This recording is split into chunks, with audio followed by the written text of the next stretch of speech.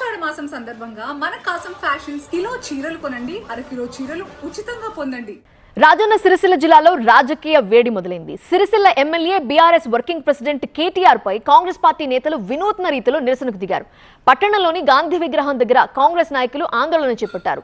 కేసీఆర్, కేటీఆర్ చిత్రపటాలు, ప్లకార్డులు ప్రదర్శిస్తూ సిరిసిల్ల ఎమ్మెల్యే కేటీఆర్ కనపడలేదు అంటూ నినాదాలు చేశారు.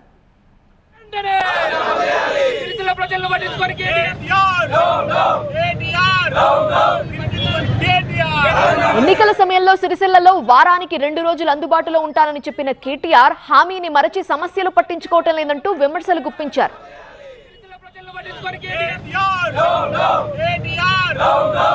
పాలనలో ఆ రోజు నువ్వు మంత్రిగా ఉండే సిరిసిల్ల సమస్యలు పట్టించుకోలేదు కావచ్చు. మరి ఈ రోజు ఒకను ప్రతిపక్ష నాయకునిగా సిరిసిల్ల ఎమ్మెల్యేగా ఏనాడైనా సిరిసిల్ల ప్రజలను పట్టించుకునే పరిస్థితి ఉందా అని ఈ సందర్భంగా అడుగుతా ఉన్నాం. ఎందుకంటే ఎన్నికలలో ముందు మీరు ఇచ్చినటువంటి వాగ్దానం ఏమైతుందో వారానికి 2 రోజులు ఇక్కడ ఉంటానని చెప్పినావు.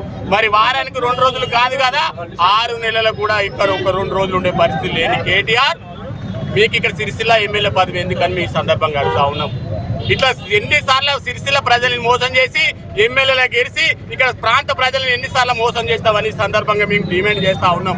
సిరిసిల్ల సమస్యలను ఏనాడైనా పట్టించుకొని మా ప్రభుత్వం దృష్టికి తీసుకొచ్చిన దాఖలాలు ఎప్పుడన్నా ఉన్నాయా ఈ 30 నెలల?